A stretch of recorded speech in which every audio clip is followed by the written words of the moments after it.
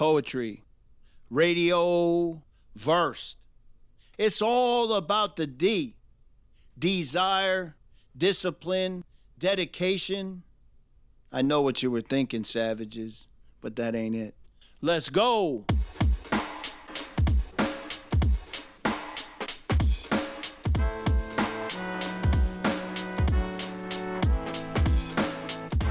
Hi, this is Callie Hunter. When I'm in my creative state is just the purity of feeling love and joy and passion. Hi, this is Lexy Moscinski. If the words don't come right away, I feel them in my body.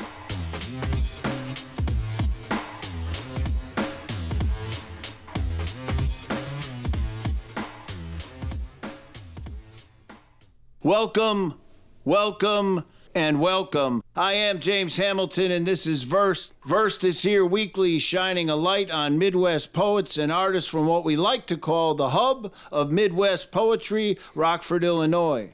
The WBOM full-service radio studios are located inside the basement of the Mendelssohn Center for the Performing Arts. With me in the studio today is producer and cultural reference Savvy Magoo. How we doing today, Paul? We're doing great. It's a 2-yoga day, so I'm happy. 2-yoga day. And we have guests. Yay, that's a good thing. Yes, it is. New members of our quickly expanding Versed family. Regular listeners of the show know that I usually have guests do their own bios, mostly because I'm generally and thoroughly unprepared. However, today in support of Jesus, Wow. I can't even speak today, right? In the spirit of keeping things fresh, I'm going to change it up and go in a different direction.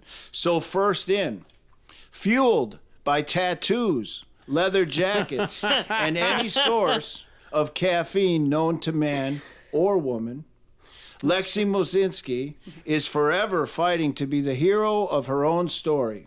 When she's not creating badass protagonists in fantastical fiction worlds or writing yet another super dark poem, you will find her weight training to prep for the zombie apocalypse. Maintaining a holy paladin in almost any role-playing game, she can offer support on the battlefield, and struggling with her two cats, Leon and Howl, in the west suburbs of Chicago, she is probably daydreaming about a deliciously vengeful villain from a horror show she watched recently, definitely making fan art of them while joking about and throwing her master's degree in the garbage after yet another failed attempt at stringing coherent sentences together. I know that last part is not true. Welcome.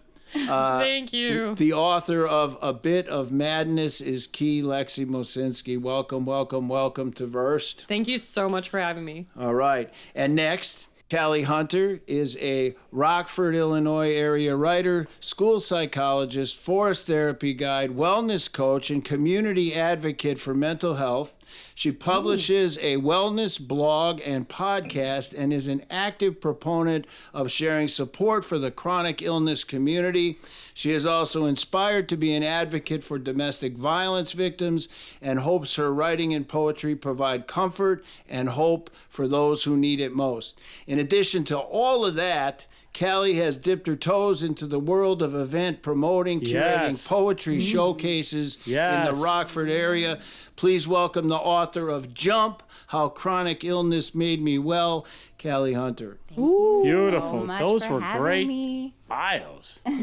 You know what? You know what it made me think about this morning, Paul, when I was putting that together? How much my bio sucks. I was just gonna say. Well, there might be a few things elided from your biography.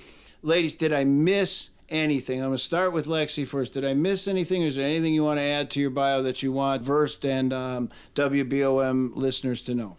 No, other than, I'm here to talk about my madness, and I'm here to talk about my art, and I couldn't be more excited to be here on the episode today. All right, awesome. Same question, Callie. Did I miss anything? You know, the only thing I feel I should be putting in my bio is that I'm a mom. Well, it's not a small deal. It's kind of a big deal. I have 3 amazing kids. and it's a huge part of my life. Yeah. Most of it. I don't think we give enough credit to that in society in general. I lost my mother almost 3 years ago, and I can't tell you how many, well, Paul probably can tell you better than I can, how many pieces I've written for her. So, I mean, being a mom it's like the most important job we have in I the totally world. agree. Right. Yeah. Well, I and could not agree more. my cousins and I coined a term when we lost our mothers. The word we came up with is when you lose your mother, you become untethered. Anyway, I just had to toss that out there. I agree with that. Paul, you had mentioned common thread. So we do that on the show. I like to bring it up first and we'll visit it later. Every show we bring in 2 artists. Part of my job as host is to curate those artists, pick them, bring them in. I travel around the Midwest and I find people that I think will go really well together, bring them on the show. When I do that, it's because there's a common thread between the 2 guests. We will visit that again at the end of the show. So it's something to just marinate on while we're sitting here and we're just having a conversation. The only other thing I'll add to it is that whatever it is, it came out of here. Yeah. So So it's twisted. So maybe it's more twisted than I think it is. Right. There you go. It could be but then again, it could also be that we all, drink the same kind of soda or something. I mean, Oh, it's shit. like really or Unlikely. tea or whatever it is. It's just unlikely, but you know how it is. You know what? I'm going to jump right in. I do want to talk about artistic process and how things go, but because it's fresh, artists come in, they read their poems. We record the poems before we record the show. Callie does a piece called Non-Consensual Smile, and it's about objectification. Maybe talk a little bit about the poem, what inspired it. So I approach poetry probably like a lot of poets do as a healing process. I've been shoving myself into healing from some religious trauma, actually. So I grew up in a very conservative, right-wing evangelical free church. I also went to a Christian high school. I always was kind of fighting against the things that were taught to me, but also to a certain degree felt that there was something I needed to be or to listen to. There was such an emphasis on, I talk about the stumbling block in the poem. That's actually a term. If you grew up in the church, you know that term. You don't want to be a stumbling block to someone else on their faith journey. So for women, we were stumbling blocks if we wore a certain thing that created a man to lust. Oh, So subtle methods of Makes me control. so mad. Makes me so mad. yeah, and so the poem is kind of like it alternates between the message that I got growing up that to be a woman that's accepted by a man, you had to, be conservative and cover your body and make sure that you weren't causing a man to be tempted because, if they give in, it's ultimately not their fault. It's the woman's for showing the parts of her body that caused that sin to emerge, other things to emerge. And then to go into the whole, what our culture promotes for women, and that, we need to be luring men in with how we look. And so like the skirt going from to my knees to up to when can I be me? When can I just smile to smile? When can I just let my eyes be my eyes? Why does there have to be something that I'm trying to either bring in or something that I'm trying to protect for someone else?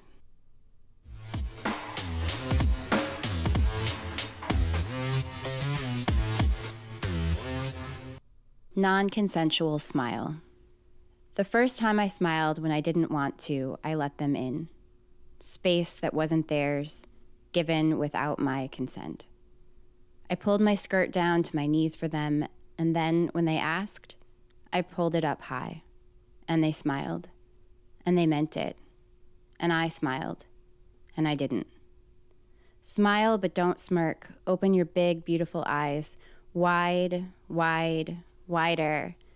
Let them look, but never linger, unless invited upon their request, and then always accept. Disrespectful girls decline. Let your eyes shine in their direction, but never twinkle on their own. Do not let your skin suggest what they will suggest you show them later.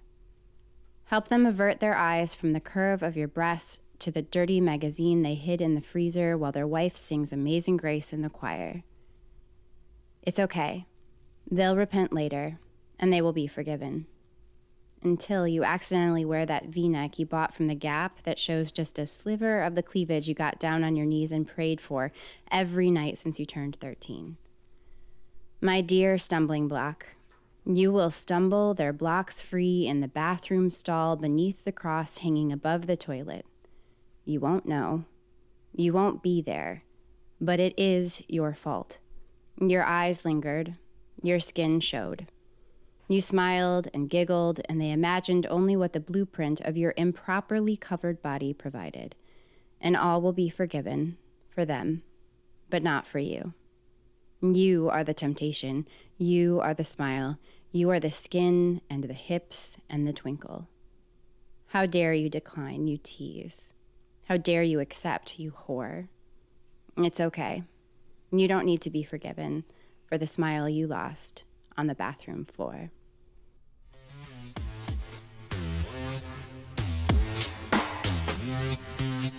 Your poem's full of vivid detail. That James and I were discussing, and we pulled details out of thin air about that poem like the day after we heard it. Aww. So, it leaves a mark. So I know Lexy, you have not heard the poem, but I think you get the gist of it. Callie does a good job of explaining. Anything that you want to add to that, or thoughts that you had on what she said about the poem? I'm trying to contain some of my female rage, to be honest. There's actual steam coming out of her head. I'm a huge advocate for women being whatever version of themselves they want to be, and to not be held back by societal standards, especially when it comes to our male counterparts, or anyone in between. Every person, regardless of who or what they are, what they identify as, deserves respect and deserves to feel like their true selves no matter what. And as a woman myself, and also identifying as a woman, I have been through too many scenarios where I've either feared for my life or have heard of just friends or people that I went to college with going through really, really awful things. And they were all women. And I'm very much an advocate for not only defending women, but myself. And I have this protector energy, if you couldn't tell from my bio, being a holy paladin, a holy warrior. We kind of fight on the front. Or the square of your shoulders. I do weightlift quite a bit as an empowerment thing for myself, but because that topic does mean a lot to me. And yeah, I could keep rambling on about it, but it's just it means so much to me. So thank you for talking about something that matters so much, not only to us, but to our society. I mean, it's a huge topic that needs to be talked about. Thank you for validating it. So my daughter is 31 years old. I have mixed emotions when I hear this. I told Callie when she read the poem today that it makes me feel uncomfortable, for one thing. And the other thing that because you put your dirty magazines in the freezer. I figured you did, James. Yeah. Just kidding. I am definitely blushing right now. I know it. I can feel it. But I don't. Just to pull one detail out of the poem. Right. Which I mentioned yesterday. I thought, who puts them in there the first time I heard it? And he had said kind of the same thing. And I said the nice thing about that is it's almost a metaphor for how hypocritical it is to have a spouse at home and then still have that stuff laying around. I don't see it that way. The first time I heard it, the person that I thought about the most? So we all go to convenience stores wherever we live in the United States, right? We get our gas there, we get a soda there, we get a honey bun in the morning or whatever. How many times have you walked into a gas station and had my daughter, let's say, at 18 or 19 years old, standing behind the counter with 3 guys standing in a gas station with a cup of coffee in their hand? And that look on their face, that's what makes me uncomfortable when I hear that poem. And the other thing I said to Callie when she read it today was I said, if a man listens to that poem and doesn't get uncomfortable, something's wrong. Something's wrong. Something's wrong. Oh, yeah. Ooh. maybe that's coming as a father. Maybe that, you know, and if I'm borderline on toxic masculinity or whatever, it's my apology, because that is not what I'm trying to do with that. I am trying to say, as a father, I worried every day that my daughter she went to college in Oshkosh, and she walked to the dorm from Stein's where she sold plants, and it bugged the shit out of me every day that it happened, because I was afraid of those guys, you know. So I appreciate that work, and I just wanted to say that. And I couldn't wait anymore. I put together my little list in the morning, you know, when the guests are coming in and stuff, and I was like, that is one of the things I got to hit, and there is no way I can wait. Well, we talked about it multiple times in the last several days. So, Callie, I mean, that one has an impact. Thanks. Definitely, yeah. And now I need to hear it later, like, please, or recorded, like, now I need to hear it. Yes, most definitely. We could definitely play it for you before we go. So the other thing I want to talk about, and I'm going to pose this one to you, Lexy. You did a poem called Chin Up. It was, I wrote down here, old poem, but it's not really old. You just wrote it earlier in life. Sure did. You know? So can you talk a little bit about that? And what I'd like you to do is kind of say, how has your writing changed from, 10 or 12 years ago you wrote that? Yeah, just about. Yeah. How has it changed since then to what you're writing about now? Or has it? Yeah, so that poem was much more comical. I used to write in a much more storyteller sense back in the day, and the thing that I really like about that one is it has almost this satirical sense of dark comedy to it, because it's just like, I just keep thinking of the first line of chin up, not down, you're a doer, doers do things.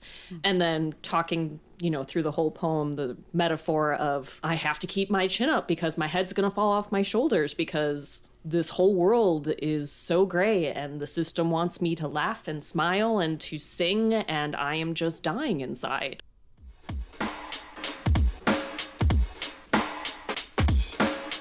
Chin up. Chin up, not down. You're a doer. Doers do things. But what's with all this doing when I cannot see, feel, taste, or sense any form of doing?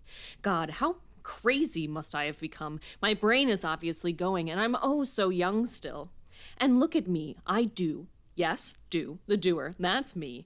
All of this just to keep my head from falling off my shoulders. Have you ever thought about how much your neck hurts when you have to keep your chin up? Man, because that's the only thing that life seems to want. Look up, look forward, feel good, feel great, get out there, champ. You've got places to be, things to do, and wow, just look at that posture. But see, when I'm looking up, my eyes just rest on the clouds, and then the clouds turn to fog and rest in my eyes. You know how when you stare at something for too long, you get those multicolored sparkles dancing across your vision? Well, that's me, 24/7, except all the colors are gray, and they surround my whole face and slowly suffocate me. But I smile anyway, so it's fine. And then when I try to wipe them away with my hands, the colors, like the real world colors, kind of just mix in with the gray, and I'm sitting there thinking, am I just high, drunk, or straight up delusional? Then I stop for a moment and continue to stare, seeing the colors mesh with the grays, and my eyes just relax. See, you think relaxing is a good thing, but it's a piece of shit when it comes to, actually trying to focus on the fact that you're a living, breathing organism that's weaving in and out of daily existence, searching for that good old purpose that all of us are out to find. But it'd be nice to, see, things that were actually real. Because I can only stare at these dust bunnies in my eyes for so long before they start talking to me. And in reality, I really, really want them to start talking to me. But I guess that doesn't matter. I gotta go, gotta move. Sorry, have places to be, got A's to gain, papers to tame, tables to impress, dress for success, and I am just a lunatic who nods. Yes, sir. No, ma'am. Of course I'll follow the system. Don't worry, I'll never fight back. I'm one of the good ones. Do you know how annoying it is to nod all the time, what with my head about to fall off my shoulders at any moment? I told you that's why I have to keep my chin up, right? I can feel the bones start to slide, and it's like, whoa, calm down there, sweets. I still need to be attached, so I can just, keep nodding, obviously. So stop that fussing. We have things to do, okay? That's why scarves are the best. I can be sipping coffee in front of my BFFF, whichever one that is, and they won't even notice. Like, even when it's a stressful day and my whole head is lobbed to one side, I just whip on one of those scarves and boom, instant fix. I love instant fixes. They're great. There should just be an instant fix for everything, you know, especially for the dust bunnies in my eyes. But I don't think life is that easy, right? It was never meant to be that easy. So, how do we make this crazy world an easier place to live in? There's gotta be some secret to it. I mean, scarves can't fix everything, nor can your BFF. I mean, you can't rely on them forever anyway. They're gonna move away and have 2.5 kids soon enough. But what's the plan then? Because the scary part about these dust bunnies is that even though they live in my eyes, they're starting to ask me for rent money, as if I'm not the landlord for my own body. Like, seriously? But I guess it makes sense, right? Sometimes life is just utter bullshit. We have bills to pay, gains to maintain, day in, day out, the whole 9 yards of what we call our meaningless existence. But last time I checked, we do have free will, and evil dust bunnies aren't rising up and taking control of people. But what if they are? Maybe, just maybe, the reason why my head is about to fall off my shoulders, the reason I have to keep my chin up so damn high, is because the dust that resides in my eyes was implanted by a secret organization our government created to force people to be working machines while pretending to be wildly happy and sane. Because if dancing bunnies in front of your eyes doesn't make you an insane person, I don't know what will. In the end, those bunnies ain't getting shit for rent money.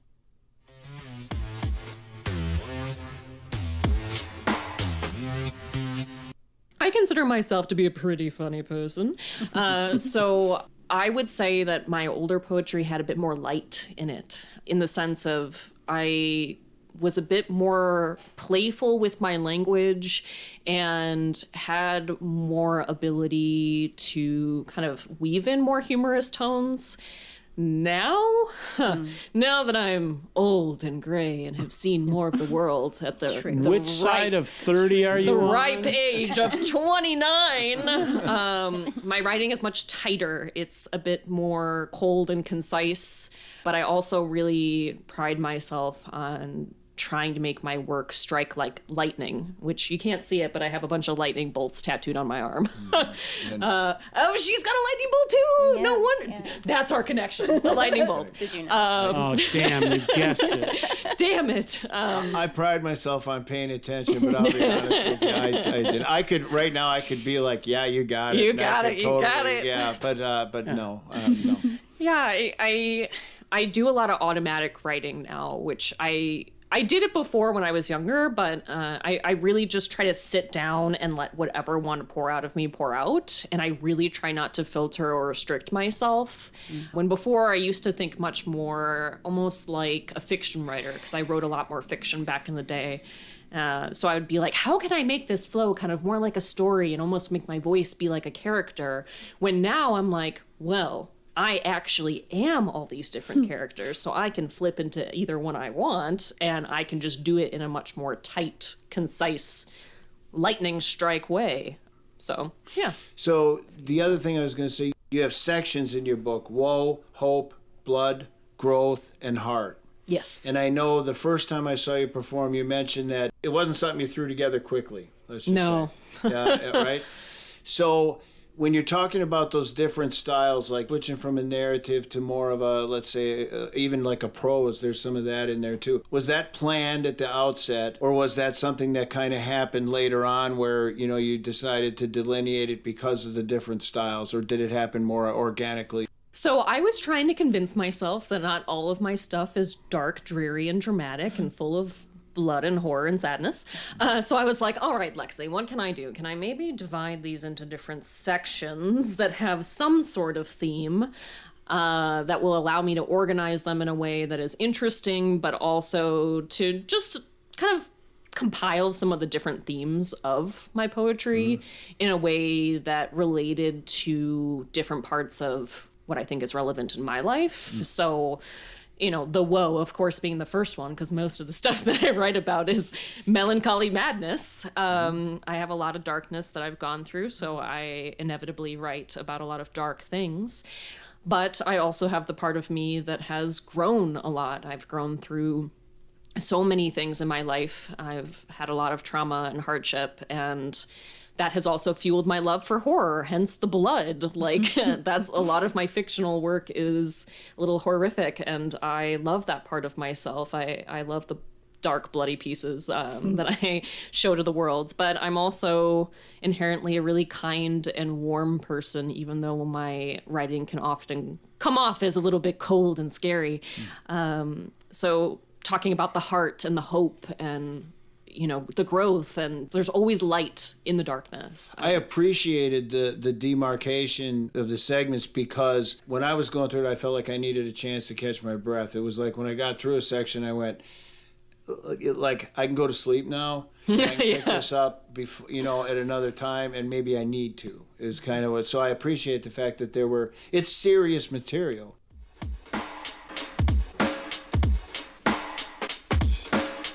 Melancholy madness.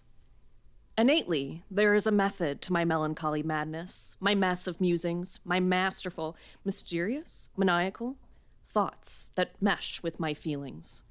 But must I explain? May I explain? Because with all my might, I'm not so sure I'll ever get my message out. A message, you ask? There's always a message with me, translated through melodies, my mania, you see. But is that beautiful? Must it be? Because my mind questions. Was madness ever meant to be beautiful, to evoke feeling, or simply madness? Is my insatiable insanity meant for all this? I swear, I have a method, but I falter as I ponder and I pray as I panic, because you can't simply love me, someone so manic and broken. So there comes the madness, once again, twisting and pulling my trembling limbs, too afraid to touch the sunlight that is inches from my fingertips. Yet I'm so ready to pounce into that light, to let my flesh burn with a smile on my face. You see me, I've gone simply crazy. It is what I am, a quivering being with bones of ice and blood of fire. And must I say, do I melt and melt and melt inside every moment? I'm my own Titanic, ready to massacre myself in the waters of my insides as I crash into my frigid bones, sinking deeper into my mess of an ocean. I beg this world to swim in my madness, but also plead for it not to dive into my waters. I fear that they will drown inside me, and I'll carry their swollen bodies forever. So I ask, is there a method to this madness? For I have no answer other than the hurricane inside me.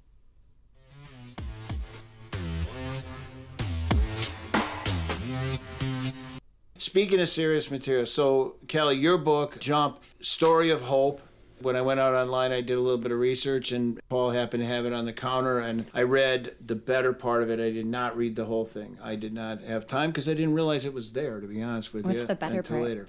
I'm about, I'd say 80%. Okay, gotcha. Yeah, Okay. about 80% through it. The blurbs online and Amazon and stuff say it's a story of hope, but what I wrote down was, I said, I think it's further than that. What I liked was the way, I know you have background as a psychologist, but you talked about how illness changes an identity. Mm-hmm. Can you talk a little bit about that? Because I thought that was fascinating, because, you know, we all think we are who we are, but whether it's, you know, a physical ailment, mental ailment, trauma we talked about before, the fact that I spent the better part of my life as an intravenous drug addict, did it change my identity at the time? And then when I stopped, my identity changed again. Yeah. You know, so could you talk a little bit about that? Because I thought that was fascinating. Yeah, so I did do some research on it, because before I did the research, I was feeling it, just very disconnected from who I was before in really stupid ways sometimes. Like, I was the person who got up in the morning and had coffee, and I couldn't have coffee anymore. Like, I think the parts that maybe surprised me the most were the things I couldn't eat, because with what I had, it was a very limited diet. And so then I felt dumb because I was so depressed over not being able to eat the foods that I loved. And then that also limits you socially. So it's not just the food. It's like, I can't have any of these foods at this restaurant. And so I'm sitting there trying to make everyone happy, but there's nothing I can order. And so then even though I could be present and everyone thought I was present, I was still not there. And then, and not just the food, right? But like the pain. So for my condition, it was a constant state of pain, a constant awareness. I never felt, I think I write a line in the book about how I looked around a room and I saw people talking and having a conversation, and they didn't have pain as the filter that they were having that conversation through. And to just be able to have that again, and then that makes you feel so isolated.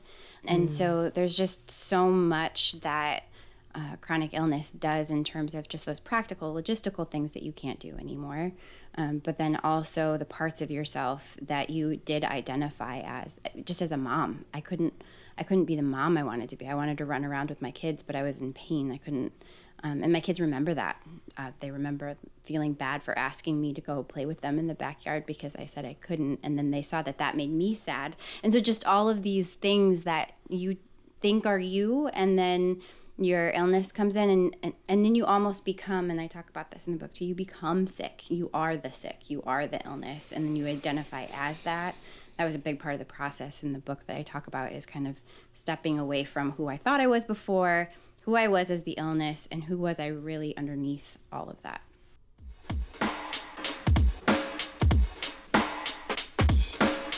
I'm worried I'll only ever be surface, doing surface, cleaning surface, living surface, preparing, organizing, working to maintain surface, to look great on surface. The job is for surface, to pay the needs of the surface, to keep me safe on the surface.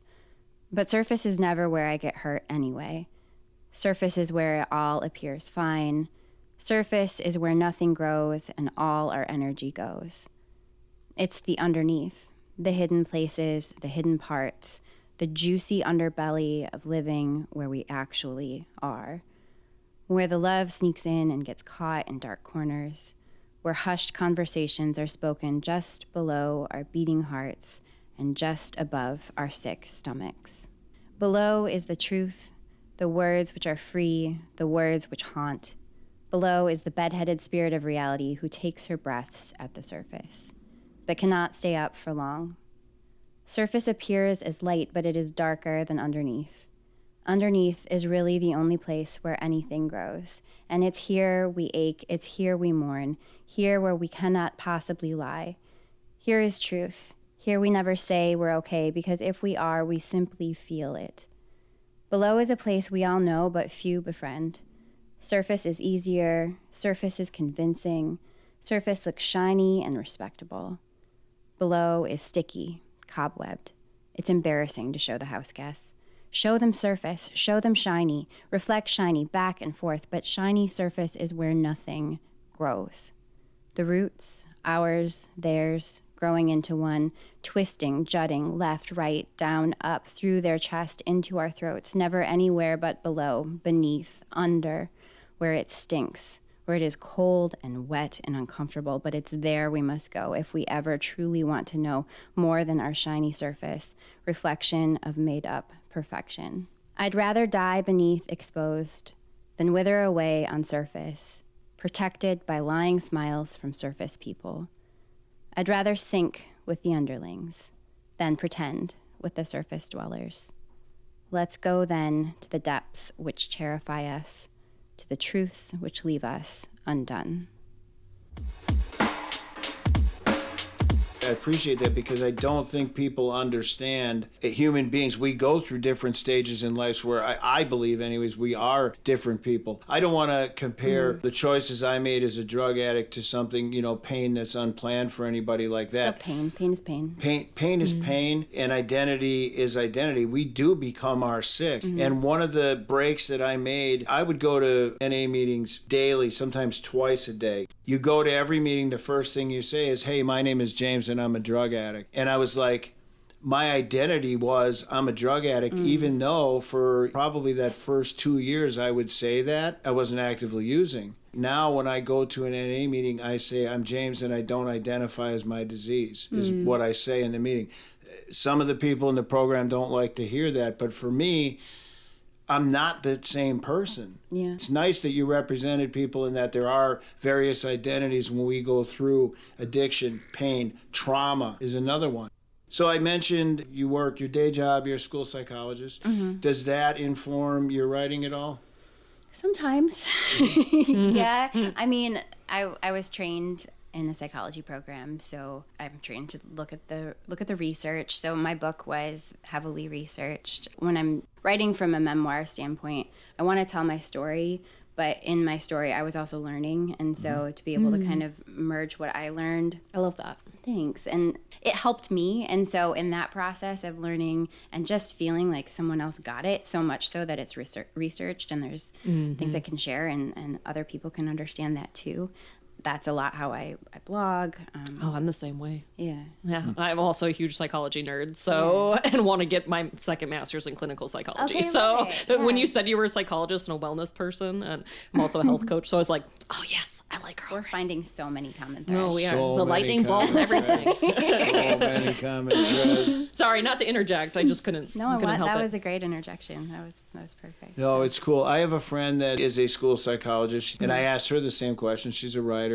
I said, does it inform any of your work? And she was like, hell no. She That's said, when so I'm out of funny. there, I don't want nothing to do with that anymore. I was like, I do understand that sentiment. yeah, I feel it. Man, I feel like the crazy one then being like, oh, I just got out of a psych ward in the mental health floor, and I want to go back there and be a counselor like sooner rather than later because of how rough the experience was. And I'm like, I have to go make this better because I'm such an advocate for mental wellness and well-being, and I feel like we deserve better. I always have felt that way. Madness. Yeah, which is really funny because I went to the hospital for literally going into psychosis and going mad, and I published this book in May.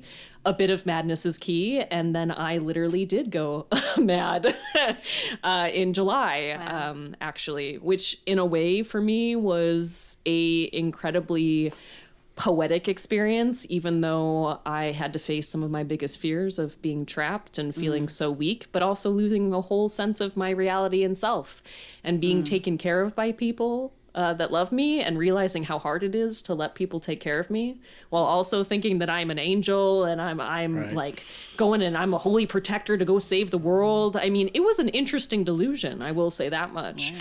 But it's perfect material for a poet who just published a book called A Bit of Madness is Key. Sharpened smiles and weathered wills. I cannot fathom the sudden sharpness of smiles. Loved ones of all kinds have a hidden sharpness. My lungs intake air so sweet, exhaled from their breath, only to feel razors inside my airways, leaving me confused and terrified. Moments ago, we were laughing. I was feeling warm in the presence of all of you, my people that are part of the oneness of my world, those who've shared their own gravity with me, pulled into each other's orbits. The universe is massive, but here you are, smiling so bright, it kills me. Why does it kill? Why does the pain of love, even a gentle touch, feel as though chains are wrapping around my throat? Why does the depth of my love bring such a twisting dread, leaving me to wonder if I'm a creature meant to care for anyone or anything at all? Or is it the curse of someone who loves and fears so deeply? In one moment, my heart can be spilling over, drinking in the liquid poetry that is the presence of my friends and family, while the next ignites my insides in white heat, telling me to run with everything I have before I'm set ablaze. The cold is more predictable. The calmness of solitude makes the cold comforting. Do not fear, my love of the cold. It balances me, centers the heat, soothes the ignitions, melting down the waves that wash away blood and coaxes me through the chaotic questions of why are you so scared? Why are you so sensitive? Why does joy shake you? Why does panic shake you? Why do others who would do anything for you make you want nothing at all? When I settle from the warmth of all of you and my mind and body ease into calm waves, I am met with melancholy and a sense of resolve. I feel the depth of love I do because I know the depths of fear. I know the depths of pain. Life has made profound paths, incisions on my brain, fashioning me with layers of hardened experience and wisdom at the price of feeling so great it can shatter one with a weak will. But my will is not weak. It has weathered many disasters and has fashioned a soul so strong that it seeks nothing but to understand both the depths of love and fear. Because life is both and all, and my relationship to each is intimate, terrifying, and magnetic in its ability to teach me what it means to be both myself and a human being finding her way in the world.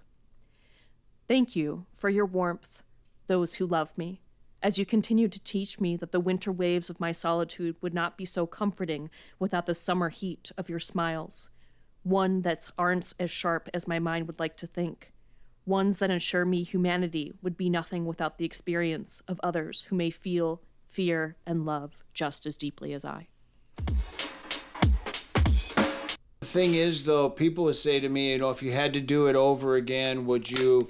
I wasted a lot of time in my life, poor decisions with regards to numbing myself with substances and things like that. I wouldn't trade any of it back because it made me who I am today, and the present to me is what matters. Yeah. We are, back to identity thing, the man that I am today, I'm proud of. I'm happy to be that person. I totally agree. The madness informed that, and the madness molded me into who I am. So, madness, I do want to talk about this. I think you're going to find this fascinating. The back cover of her book, she has madness and then a definition. And you want to talk just a little bit about that? Yeah. So I have on the back of my book, I wrote my own definition of madness that is related directly to my work. The definition on here is like the basic one at the top is just the quality or state of being mad defined by, and then I wrote all of these underneath. An insatiable yet harrowing curiosity, an unfettered love for darkness, a manic pursuit toward the light hidden behind purpose. I didn't predict that, I promise. This was written before. A peculiar thirst for blood, the dust settled in the lungs and heart, an endless longing for contentment and calmness, a call to courage, an insane amount of human resilience, and a creative revolution. I wanted the back of my book because madness being the theme, I wanted it to encompass what I felt like my madness was, because when you look at madness on the surface, you're like, oh, just insanity, craziness. And I'm like, no, it's not that, just that. There's so much more that contributes to these feelings of insanity inside me because I just feel so deeply. I love deeply, I fear deeply, I have this deep sense of purpose in the world, and that comes with a lot of pain and sorrow as well. Yeah. And a lot of interest in dark and twisted things. Mm-hmm. So that's why I wanted to write like my own definition in a way that validated my own version of madness and was a call to the themes of my book. Interesting. So I did say before I wanted to talk a little bit about artistic process. Let me do this. Just about every show, I read a quote from Robert Henry. Paul's going to roll his eyes because every show, not just about.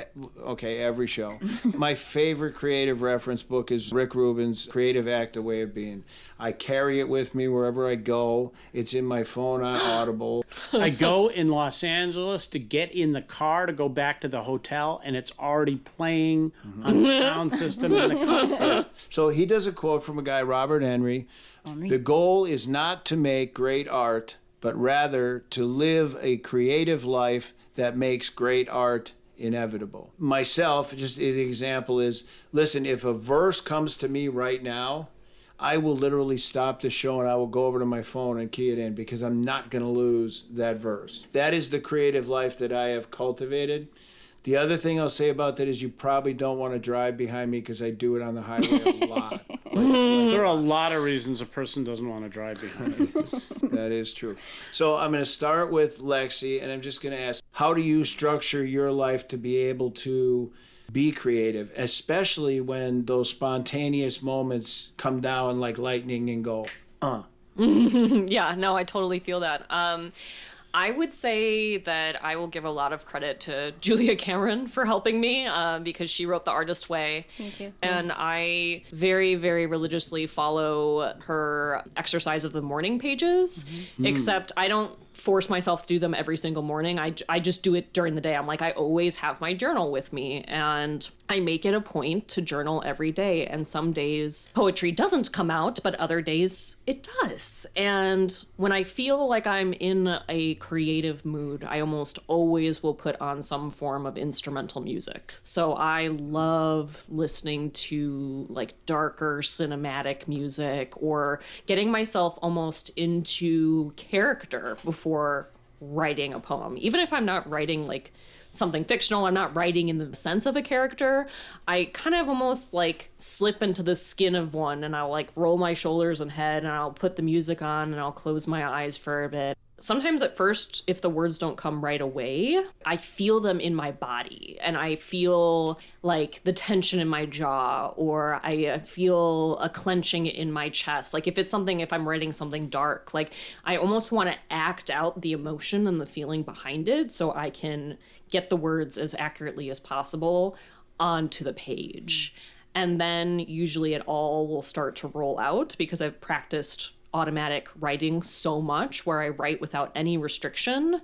And I have been able to develop this lovely vocabulary of dark things in my brain that just can come up very easily nowadays. And a lot of it is fueled by my own emotional turmoil, things that I might have been experiencing recently, or thoughts and feelings about a friend or family or something. But usually it's in like a much more abstract way, and it's focused on a specific emotion or a specific feeling that is often put in a fantastical sense. So I like to write a lot about like euphemisms and metaphors of like blood and fire and bones and lungs and dust and glass and all that shit. And really it's just about, man, I'm really just sad, had a bad day. I have depression. Wow. I just like to make it dramatic. But that's why I love acting too, and doing things with my voice, and I'm just a musical person as well. So music is honestly one of my biggest boons for my creativity. I'm definitely going to go there, but I want to see how Callie structures her. So how do you structure your days to be able to remain creative? We have another common thread because Julia Cameron's Morning Pages was extremely inspirational to me too. I talk about in Jump how illness can happen for any reason, right? There's so many different things, but I do believe that a large part of me got sick because I abandoned parts of me that were so integral to health. So my creativity being one of them. So as a mom with like 3 little kids, you give everything to everyone else. There's no margin. And so I kept trying to fit writing into the margins, and it just wouldn't happen. It wouldn't happen. And I went to a therapist, and she was like, what did you used to do that made you happy, that made you come alive? And I was like, I would write. And she's like, that's your assignment for therapy. You have to write 20 minutes every day. And so I started doing that. Read Julia Cameron, kind of like my whole creative self started coming back and alive, and that's a whole part of the healing process for me with my illness too. I'm very purposeful. Even if I did not sleep the night before, I get up at 5 a.m. and I make my coffee and I write in my journal, and it might be all ridiculousness that makes 0 sense, or it might be a poem that I recorded today. And then I also do the spontaneous. I'll just write a note in my phone if something comes to me, and if I don't have the time, I try to come back to it later, write more on it. Also nature, so that's a big one. I'm a forest therapy guide, so one of our practices in our training is to do a sit spot. So that just means like sit somewhere and do nothing for 20 minutes or more. And it's amazing how every time I do that, it takes a while for my brain to quiet down, but it's almost its own form of meditation, and then allowing that space to kind of bring up whatever is coming. There's a picnic table at Rock Cut State Park that I've written a lot of poems at because I finally just have like the peace and the calm and the space to allow whatever has been. So when the inspiration comes, it's almost a manic thing for me. Where I was having an issue was, and sometimes 3 or 4 in a row, sometimes it'll come in a burst for a day or whatever. And then comes that time when you go, do I still have anything left? The dry spell. Yeah. Or am I still creative? Will I ever be creative again? Yeah. Is that ever going to happen? You know what I mean? Yeah. Getting used to that aspect of the creative process, that was the thing. Structuring my life, that is when I got to drag my ass up and get shit done. Like So the true. life stuff that has to get done. So one of my favorite things to ask people, writers always have other writers that they look up to. I like to ask who else or where else, people, places, things, do you go to for inspiration or that inspire you? So why don't you go first, Callie? Bon Iver, the musician. Yes, Justin Vernon. Anything that Justin writes, I can put on, and actually a lot of my poems are written while I'm writing or listening to him. And nature. Can I say a poet? Because Rumi. Yeah. Oh, for yeah. Sure. Yeah. If I am in a dry spell. There's also, it is a book, and it's over 100 years old, and it's just an accumulation. Half of the poems are really bad, and like really, really bad. But then some of them, it's so thick that I still haven't gotten through it, so I'll just kind of like open it like it's a tarot deck or something. So yeah, I think music in general, not just Bon Iver, but that's a top artist for me. Anything that can kind of get me into that soul space. Lexi?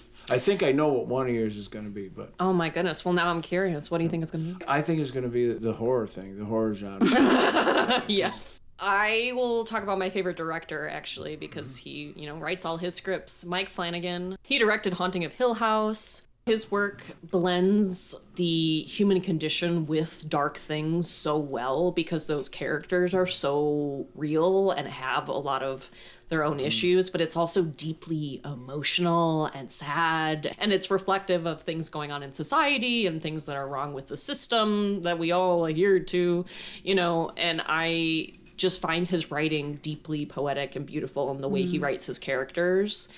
And life, in my opinion, is not inherently happy. There's a lot that we have to push through and learn to become better versions of ourselves. And I do believe that the more darkness we go through and rise up through, the stronger we become as people and the deeper our well for joy becomes as well. Got to go through some shit. You got to suffer a bit, and you got to learn who you really are and what really matters to you as a person, and to grow from that and fight against it and develop your will and your sense of self. And all of his work has always just driven into those different points while showing delicious darkness. So I actually will listen to the soundtracks from those shows a lot as inspiration. The group is called the Newton Brothers, I believe. They do basically all of his shows. Kind of dark, ethereal piano with some dark cello or instrumental. I love liminal sounding music that makes me feel like I'm walking into another reality or plane.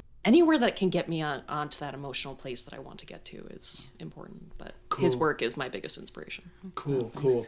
Okay, so before we do the common thread, what I like to do, we call something we call the last word. Where you say, if I ever get on the radio or when I get on, I'm going to say this. What do you want Versed and WBOM full service radio listeners and the interwebs and basically the world, because everyone's going to hear this show. Oh, so many people. Everyone. Right? So many people. Yeah. So, and we'll start with Callie.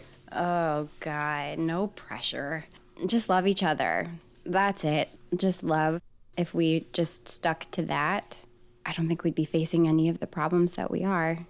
And that you live that philosophy, having observed you at your open mics. Thank you. That's the mood you set. That's what I feel when I'm in my creative state, is just the purity of feeling love and joy and passion. And a lot of that comes through the darkness. So I feel you so much on that. Like, how do we know the light and the love if we haven't gone through the darkness? But just stop being dumbasses and love each other. I don't know. Amen to that.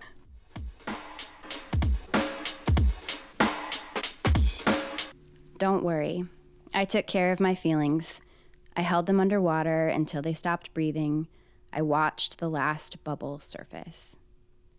They got ahead of me again. I'm so sorry. I tried to control them. I thought I could trust them, but I couldn't. How could I? Can I really trust something if you never felt it too? If two create the feeling and only one feels it, who is the liar? I'd rather not blame you. I'd rather not blame me. So I did what I had to do.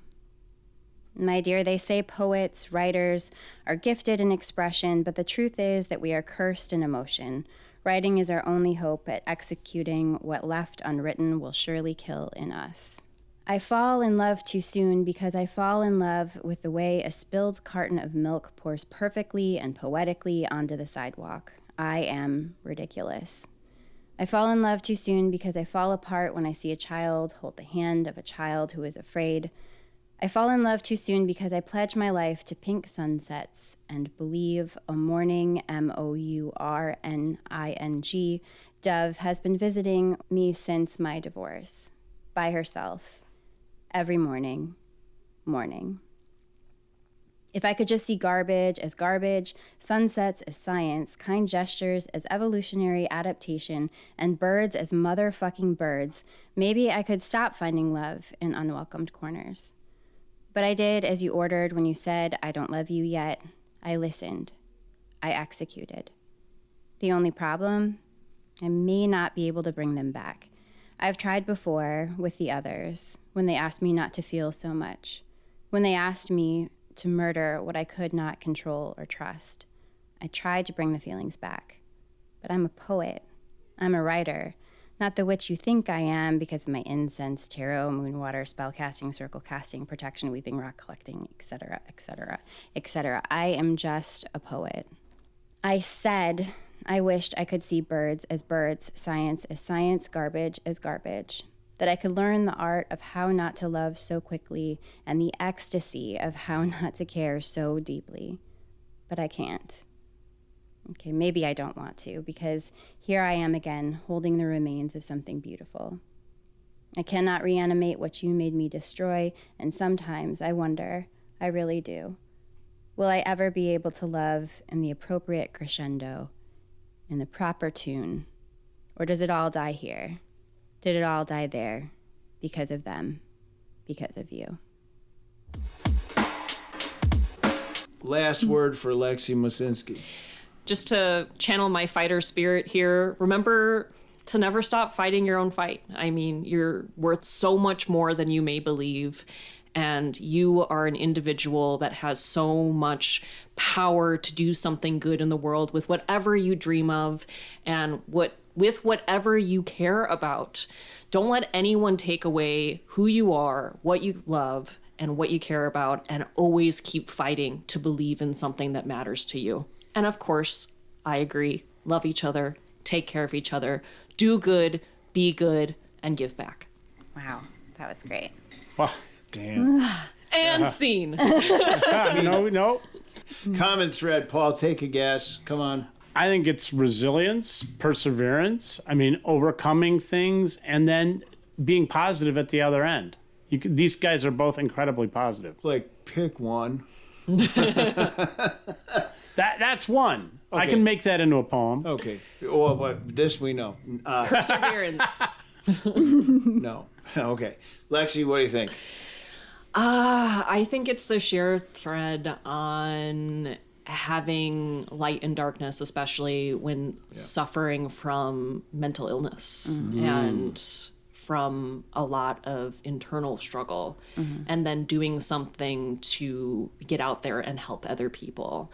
Especially you're also being a psychologist, and I'm like, I'm in the health field too, and I've always been in service fields. Like, it matters to me to make my work help others, not only through my creative work, but just me as a person, and you are like that too. So that's what I think the thread is. Yeah. Callie, you wanna take a I'm guess? feeling the same vibes. Just the darkness as sort of maybe the pressure cooker for finding the light and the creativity within that. So they're right. Did we get it? Do we get it? Yeah, the darkness is it. And I'll tell you where I got it from. Whoa. So I will say you had Wow. one of your recent open mics, the darkness was a theme. Oh, yeah. You inspired me to write something about my mother that I called The Dark. Darkness is everywhere in that book, but it's done in a way that it does show the light through. And so I wrote darkness down, and I was like, I'm going to have to explain the shit out of this. I'm going to be like, what do you mean darkness? I thought I'm going to get, but it is because it shows the light. That just had to be it. And I see that in each of you, Right. And that's so powerful. I saw it when you performed at Wax Poetics over in Woodstock, and I see it when you host in the way that you handle people. Correct. And, and the second thing that I was going to go with was vulnerability, because in order to be as powerful as you guys are, you have to be vulnerable as well, and that's really hard. So I applaud you guys for that. Yeah, I don't see either of these guys dodging and weaving ever. You're transparent and you're upfront. No, but to do Right. that, you If have somebody to wants be, to throw hands, I'm ready. No, Let's go. She's a fighter. I definitely. She is lightning. So, thank you, Lexy Moscinski. Thank you, Callie Hunter, for coming on the show. Yeah. You guys are Thank now you. part of the Verse family. You could stroll through anytime. If we're on there and you know that we're recording and you just want to pop through the door and say, what the hell's going on? What the hell's going Please on? come through and do it, because you're welcome anytime. I really appreciate you guys coming out and talking to me and putting together a great show. This was an honor. Thank you Yeah. so much. This was Really totally awesome. an honor. So exciting. Thank you. Alrighty then, from the basement of the Mendelssohn Center for the Performing Arts in Rockford, Illinois, the center or the hub of the Midwest poetry scene. For Savvy Magoo Cultural Reference, I'm James Hamilton signing off until next time. Peace out.